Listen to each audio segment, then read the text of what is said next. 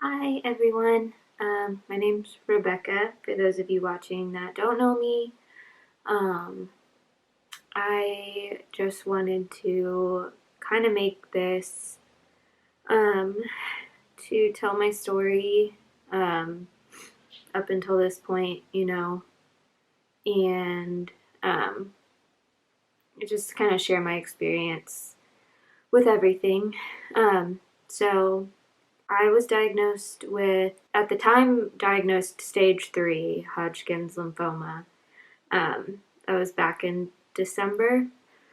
A lot of people ask, like, what led to my diagnosis, how I found out and everything like that.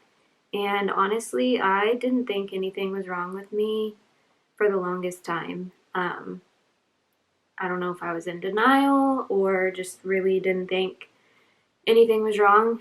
I was 23 years old, you know, pretty healthy. So I really thought I just had like bronchitis or something. Um, but I had a really bad cough that lasted maybe like 3 months. I think I was going on like 3 months of having this cough. Um, it started off as like a really dry cough, like just thought maybe I had like dust in my throat, whatever.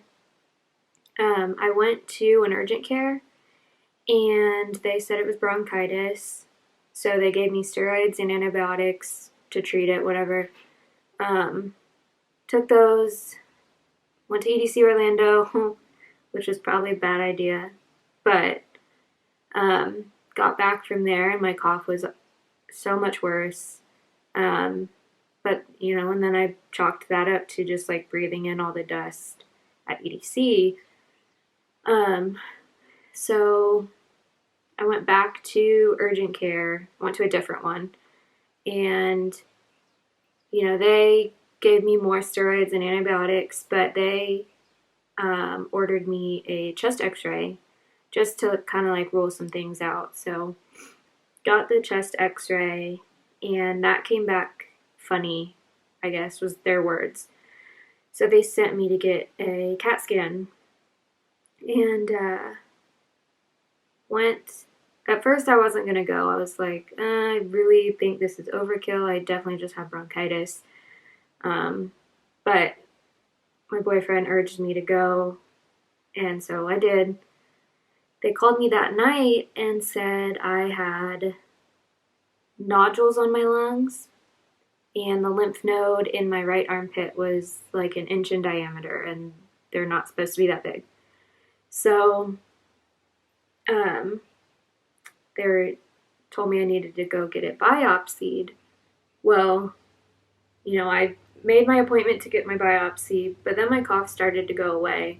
So I really thought it was just like bronchitis or something, and canceled my biopsy. And then I got a call a few days later from the doctor who told me to go get the biopsy. And, she was saying that it could be cancer. I need to go right away to get biopsied. So that kind of scared me. And so I went, got my biopsy on December 13th. They called me on December 17th and told me it was Hodgkin's lymphoma. So I immediately started crying, was panicking, really didn't know what to do. Um, and so, I called my dad and he set me up with his oncologist here in Tallahassee. Because, my dad has cancer as well. Um, so I met with his oncologist on December 19th, who told me it was stage 3 and then, laid out my treatment plan for me. Um, the kind of chemo that I started on was called AAVD. Um, that's standard treatment for Hodgkin's. Hodgkin's is a pretty easy cancer to beat. Um, so, that was going to work. I'd have 6 months, 12 treatments of that, and I would be cured. But so I got 4 treatments.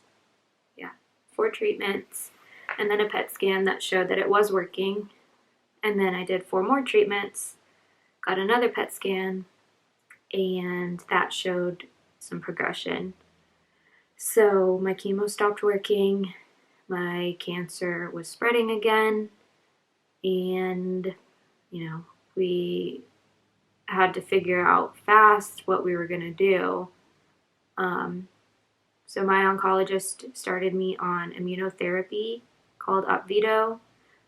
Basically, immunotherapy is just teaching your immune system to fight off the cancer cells on its own, because our immune systems can't see cancer cells, like they're kind of hidden. So it uncovers those cancer cells so that your immune system can fight it off. So started on that, but then he also wanted me to go to Mayo Clinic in Jacksonville to talk about the possibility of a bone marrow transplant. So that was yesterday. I went to Mayo Clinic in Jacksonville, and basically he told me that, all right, we're going to stop immunotherapy. We're going to start a new chemo treatment called ICE. So I'll get 2 cycles of that. And then I'm going to get a PET scan, and if it shows that I'm in remission or close enough to remission, we're going to harvest my stem cells. I'm going to be admitted to the hospital, and then for 6 days in the hospital get a really intense chemo. That's going to just wipe everything out. And then get a stem cell transplant using my own stem cells. And then I'll have to stay in the hospital for another week after that. So I'll be in the hospital for like 3 weeks, and then, getting like blood transfusions and everything, because I'll be pretty wiped out. But, that should work. That should get rid of the cancer, hopefully. We just have to kind of wait and see. So, I've gone through all the emotions, and I was pretty upset. I was pretty mad. This is supposed to be a pretty easy cancer to beat, and my body just didn't want to. So it's hard. But, we'll take it day by day and see what happens. But yeah, going back, a lot of people ask like what symptoms I had, and before being diagnosed. And at the time, I didn't put them together. I didn't think anything of it. But looking back, I'm like, oh wow, yeah, like every sign pointed straight to Hodgkin's. So starting in probably like May or June of last year, my lymph node on my like collarbone right here was really swollen. But being healthy in 23, I really didn't think anything of it. So, that was the first symptom. I really should have gotten that checked out from the beginning. Maybe it wouldn't have progressed so far. But, it is what it is. And then I was getting really bad night sweats, like to the point where I would have to shower in the middle of the night because I was just drenched in sweat. I lost about 15 pounds in a month, and like skinny, but I wasn't trying. I wasn't doing anything to lose weight. I was eating like crap and, not working out. And then I was just so tired all the time, and I was working full time at a spa at a resort. So, I was busy during the day and I just chalked it up to my work schedule, which is why I was so tired. But looking back, it was, every single symptom was pointing to Hodgkin's. Um, but, it's, you know, it's just hard when you're so young and you're healthy and, you're not supposed to get sick. Um, and another thing that, I was dealing with was um, in, I guess it was October, I found out that I was BRCA2 positive. So everybody has a BRCA1 and 2 gene, BRCA. Um, my BRCA2 gene is mutated.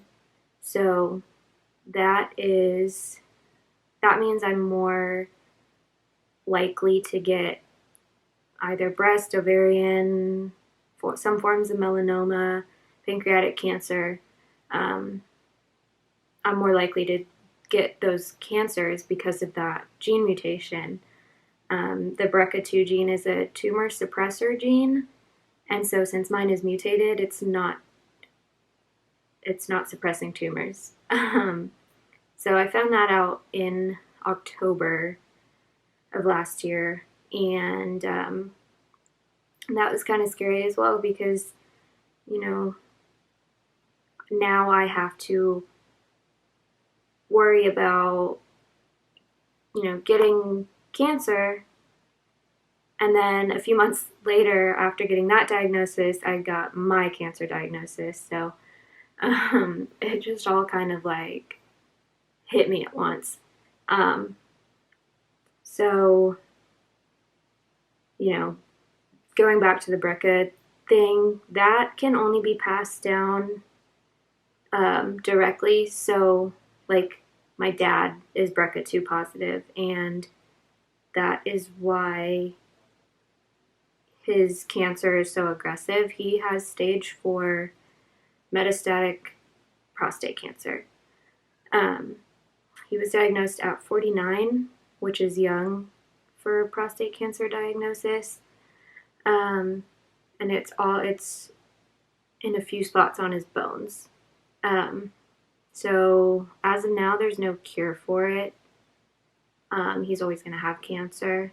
We're just have to monitor his and make sure, it doesn't grow anymore, doesn't spread anymore. And he's doing good with it.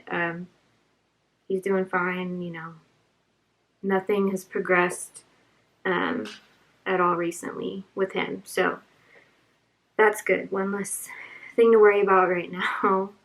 But the BRCA mutation just means that I have to get screened more often and starting at a younger age, or I can go the preventative route, which I think I'm going to do, because now I'm also pumping my body with so much chemo and all this crap at a young age, and that will increase my risk for certain cancers. So once I am in remission for Hodgkin's, cured of Hodgkin's, I'm going to go get a double mastectomy and reconstruction, which is a lot. But, it's my chance of developing breast cancer is shot up to like 90% because of my gene mutation and everything that my body's going through right now. So I'm going to go ahead and do a double mastectomy and reconstruction. And then as long as, my chemo now doesn't mess with my fertility, once I have kids, I'm going to get the hysterectomy and, that's it. And kind of get rid of all of those chances of developing those cancers because of my gene mutation. It's it's kind of crazy, like what the human body does, and cancer and everything, like, just really makes you, you know, wonder, like, why, like, how it chooses people to affect and for what reason, and, you know, why is it so aggressive in some and not others.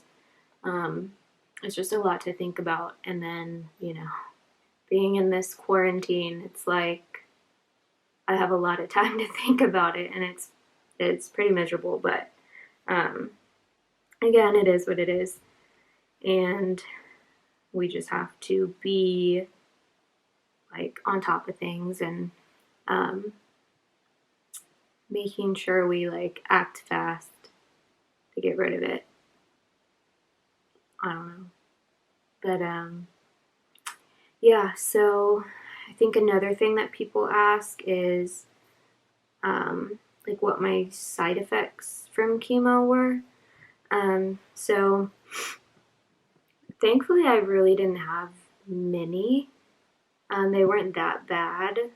My worst one wasn't even because of chemo. So every month I get a shot in my stomach. It's called Zoladex, but basically what it does is it puts my ovaries at rest to try and like preserve them, preserve my fertility, because I didn't have time to harvest my eggs before starting all of this. Um, but so basically, I'm in a temporary menopause, which means I get hot flashes constantly, and I think that's my worst symptom. Like, they are so miserable, awful. Like, you cannot get away from the heat. Like, if you've never had a hot flash, if you've ever been to Universal and gone on the mummy ride, when the fire comes out of the ceiling, that's what a hot flash feels like. Like, you can't get away from the heat fast enough, and it's just so hot all at once. That's been my worst symptom by far. And yeah, like, that's just horrible. Um, my nausea didn't start until later on in treatment. The nausea sucks. I never got sick, thankfully, but the nausea is awful. You like lose your taste almost. Um, like, I had the nastiest taste in my mouth right after chemo. It tasted like I hadn't brushed my teeth in years. It was just miserable, and like nothing made it go away. And water tasted disgusting, but you have to drink water because you need to stay hydrated, and it's just a vicious cycle. Um, yeah, so that was pretty bad. And then neuropathy is another thing. So my fingers are kind of numb, like the tips of them. It didn't get too bad, but there's definitely days where it feels like pins and needles in my fingers. And then I have to be careful when I hold things because I'll just like drop them because I can't feel them. So that was one. And then, let's see, obviously the hair loss. That was, if you've seen my video that I posted on Twitter that kind of got a lot of attention, that was very emotional, and, you know, I knew it would be from the beginning. If you knew me before all of this, I had long, straight brown hair, it's beautiful, and watching all of that fall out was traumatizing to say the least. Once it starts falling out, it never stops, and just nothing you can do to save it. It was gone, and so I made the decision to shave it, and it made life a lot easier. Um, Not having to worry about like washing my hair every day and styling it and everything like that. Um, so I was excited for immunotherapy because my hair was going to grow back. But now that I have to do more chemo, and then a stem cell transplant, it's going to fall out again. And it's sad. I haven't thought about that yet. And I don't want to. But, yeah, so not looking forward to that. Let's see. I think another thing that people are wanting to know is like, how do I stay like sane? What do I do to pass the time during this quarantine? Because that's another thing. I can't go anywhere. I can't go to the grocery store. I can't go to the gas station. Like, I can't go anywhere. I'm immunocompromised. Um, if I catch something, it's bad news. So, I have to take this quarantine seriously, and, watching people that don't care, whatever it is, if they're just, they just don't understand, they don't have anybody that this affects in the same way that it affects like me. It's hard to see people not care because it's my life on the line. If something happens, if I run into somebody who does have, coronavirus and they don't know it and they give it to me, it's game over. My cancer was in over 50% of my lungs. So, who knows if my lungs could handle it right at this point. Who knows if they're damaged or what. So it's just kind of scary. So I've been home a lot. And,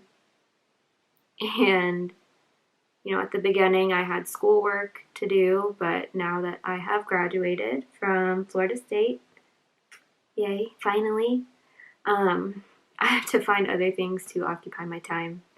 I started sewing, which is a lot of fun actually. I made face masks for everybody in the house, since we can't, find them anywhere. Just made my own, which was fun to do. Didn't last me long, so I started making a quilt. It's like a quilt as you go kind of thing, so I'm excited to see where that goes. I just recently got into yoga, which has helped me a ton. I mean, meditation and yoga and just really like mindfulness is super helpful, like super healing for, everybody. Like, everybody should try it. But, if you're like me and going through chemo or, whatever else, just have a lot going on in your life, stressed out about this quarantine, honestly, like taking like 10 minutes and just meditating, just focusing on your breathing, letting all your worries go is just so therapeutic, so helpful, and like I highly recommend it. It'll definitely like help you get through anything. So that's been great. Yeah, so meditating, yoga, just quick little workouts even too. I mean, the chemo made me lose a lot of muscle mass. So my muscles are really weak. So I just do like a quick like 10-minute ab workout, 10-minute butt workout, like super quick, no weights, like just using my body weight and like resistance bands. Just makes me feel so much better. And, in my head, it's going to like help with, help me get through the chemo easier. Maybe it won't be so hard on my body if I'm a little more fit. So we'll test that theory. But, it just helps to be active. Like, my dad forces us to go on walks every day. So we walk for 30 minutes, which comes out to being like 1.5 miles most days. Even just walking is like so good for you and like gets you out of the house and like gets your mind off of things and gets you in like the fresh air. Like, the weather's been so beautiful lately in Tallahassee, so walking has definitely helped. Um, but just anything to get your, body moving, get the blood pumping, and um, all of that is just great. Um, and then, I don't know. I don't know what else I want to talk about. I think I've just about covered everything that I wanted to. If you have any more questions, want to know anything else, please just ask, just comment. I'll try to answer. Um, I'll record when I go in for my next treatment. I'll record some of that. I have to go in alone, which really sucks. I can't have people with me because of the whole coronavirus thing. Um, so, sitting in there alone is pretty crappy. But I'll try and record some of that and show you what it's all about. But I'll definitely be documenting, this new leg of treatment and, um, everything leading up to my stem cell transplant. So, yeah. All right. Well, thanks for watching and subscribe, I guess. Follow me on Insta, Twitter. I retweet funny stuff. But yeah, so I will see you next time. Bye.